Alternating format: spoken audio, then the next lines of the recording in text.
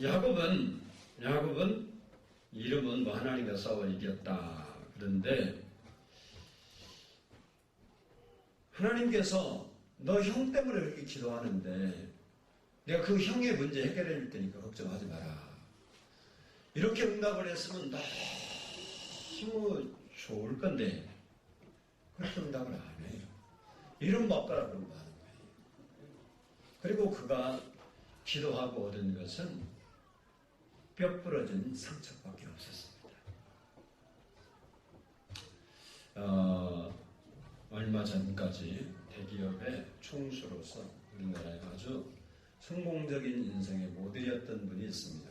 이름을 대면 신뢰가 되니까 지금도 살아계신 분이고 지금은 IMF를 겪으면서 회사가 정리되고 그래서 초예암쳐서 숨어 사는 신세가 된 어떤 대기업의 총수가 자서전을 당시 잘 나갈 때 썼습니다.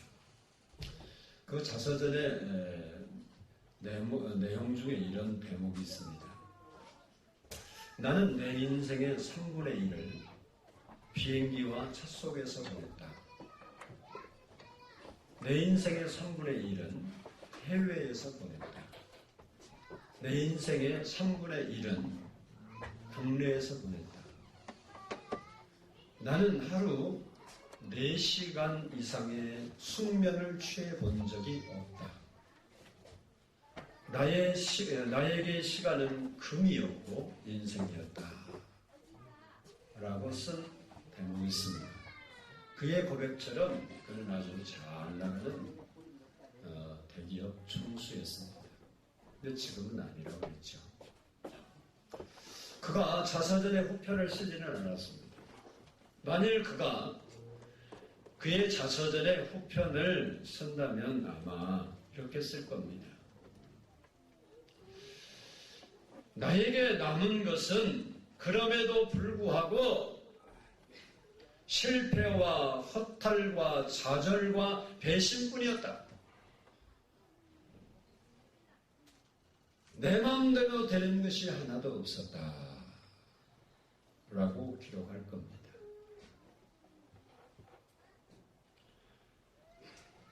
그렇습니다. 자기 힘으로 아무리 붙잡아도 자기 마음대로 되지 않는 것이 인생입니다.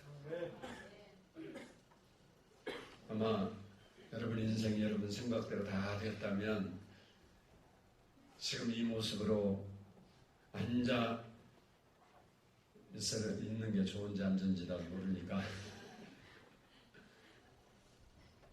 그럴 거라고 생각을 합니다. 오늘 본문 보면 야곱에게 이름 바꿔라. 너 이스라엘이라. 이 말의 뜻은 지금까지 살았던 인생의 목적, 방법을 바꾸라는 겁니다. 지금까지는 자기의 머리로, 자기의 지식으로, 자기의 노력으로, 자기의 힘쓰므로 성공을 이루고 인생을 펴간다고 생각을 했습니다.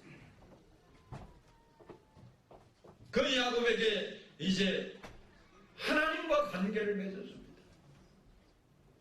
다시 말하면 너의 수단과 방법으로 성공을 붙잡으려고 하지 말고 너는 하나님과 대면하라. 하나님께 기도하라.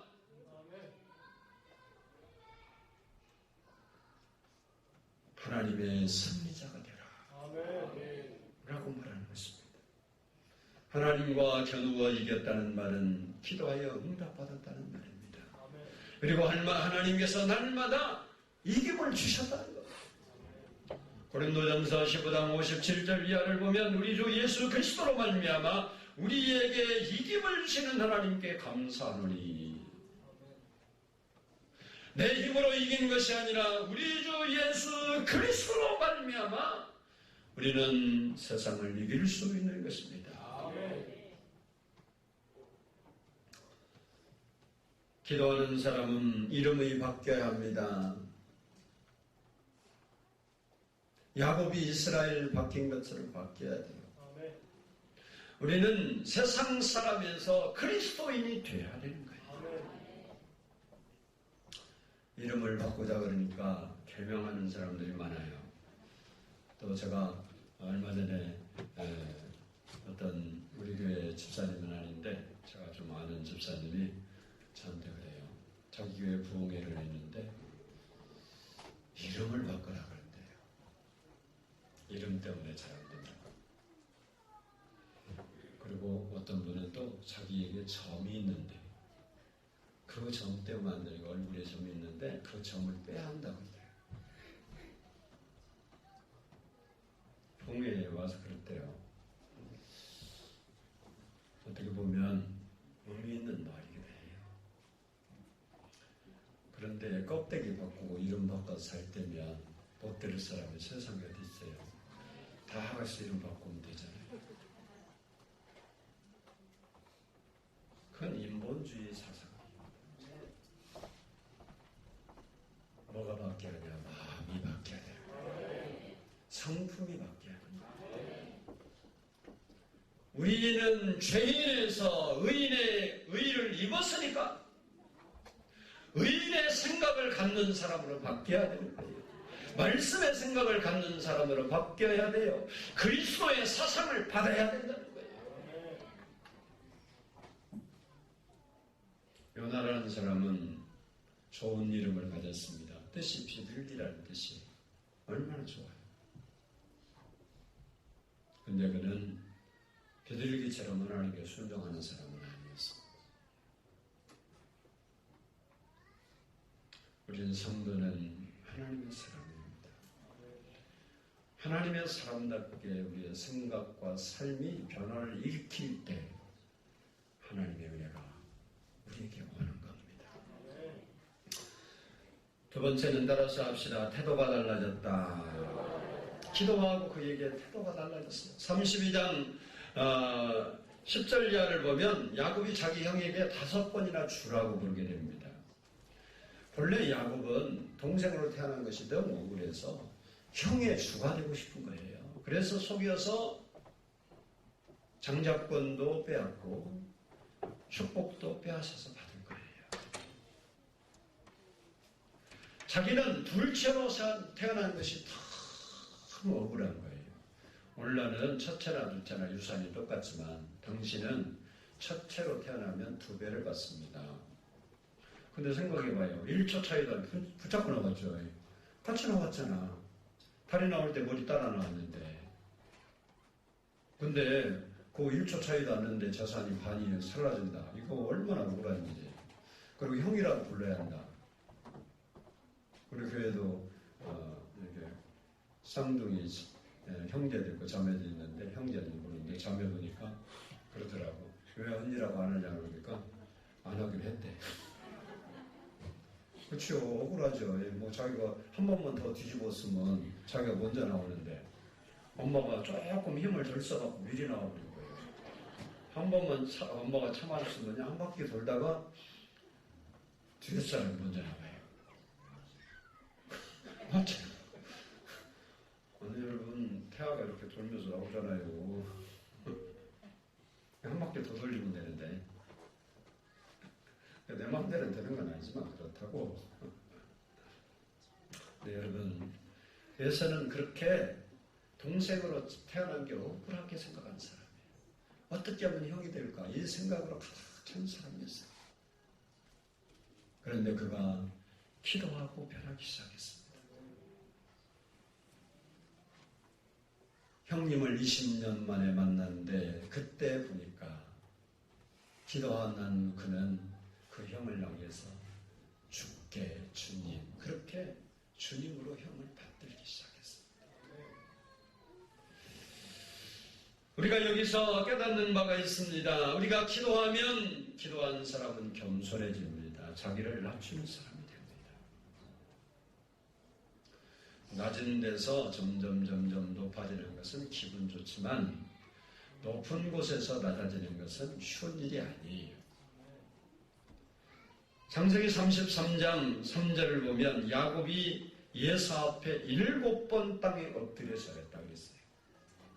한 번도 아니고 7번을 그것도 다리가 부러져서 저는 환자가 얼마나 여러분 다리 아파봤죠? 무릎 관절만 아파도 무릎 꿇기 힘든데 그 부러진 다리를 가지고 7번 엎드려 기도하는 게 저란 게 쉬운 얘기가 아니에요. 그리고 그가 그 형에게 절을 하고 한 말이 뭐냐? 내가 형님 얼굴을 배운 즉 하나님의 얼굴을 배운 것 같습니다.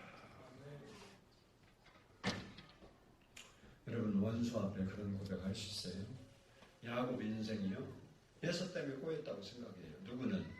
사실은 아니지만 에서는 야곱 때문에 꼬였다고 생각하고 야곱은 에서 때문에 꼬였다고, 서로 마찬가지예요. 자기 입장에서. 근데 이 야곱이 기도했더니 그게 변했어요. 그리고 그에게 하나님 뵙는 것 같습니다. 그런 거예요. 옆 사람 보면서 한번 해봐요. 당신의 얼굴을 보니까 하나님의 얼굴을 볼 것 같습니다. 해봐요. 뭐 해봐서. 여러분, 신랑이 미우면 뭐하라 그러면 되겠어? 마누라가 미우면? 아니, 여기 알려주잖아, 야곱이. 여러분, 기도의 사람이 당신의 얼굴을 보니까 하나님의 얼굴을 볼 것 같습니다. 이래라잖아. 탁 토라져서 밥도 안 해주고 상도 안 차려주고 문 닫고 들어가는 것은 기도하기 전 야곱이고, 아멘은 죽어도 아닌 겁니다. 변화된 야곱은 철천지 자기를 죽이려는 원수 앞에 뭐라고 하냐면 하나님의 얼굴을 배우는 것 같습니다. 근데 우리는 뭐야? 좀 나하고 신경질하는 사람은 뭐 말로 싸우고 생각으로 싸우고 행동으로 싸우고 맨날 싸우자고 들려주니까 거기에 평화가 없어요. 근데 여러분, 가정에 좀 마음에 안 들면 하나님 얼굴 뵙는 것 같으면 그 상대가 변한다니까. 근데 여기서 연습을 해야 집에 가서 할 거 아니에요. 집에 있는 자기 짝꿍이라고 생각하고 옆 사람이 또 그렇다고 뭐 오해하지 말고 한번 해봐요. 시작. 내가 당신의 얼굴을 보니 하나님의 얼굴을 보는 것 같습니다. 안 하는 사람 뭐예요? 해보라고 했잖아요. 해봐.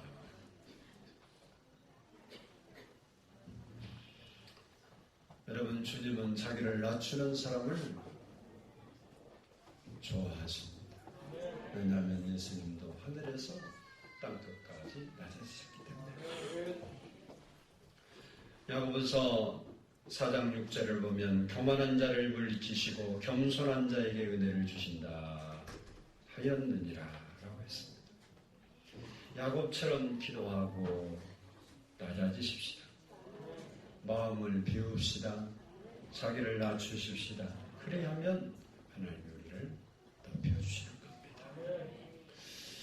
기도했더니 오늘 본문에 우리가 따라서 합시다. 왼수에서도 변했다. 야곱 편에서는 왼수인데 철천지 왼수. 뭐 여러 말로 저 옛날에 내가 놀란 게 그래요. 부부가 나와서 낱말 게임하는데 이제 상대가 설명하면 맞추는 거예요. 남편이 있잖아요. 다 설명, 당신하고 나 하다도 안 되니까 당신하고 나 있잖아. 나 관계. 당신하고 나를 뭐라고 불러 그러니까 그러면서 모르니까 내자 평생 원수 그러더라고. 천생연분인데 평생 원수래.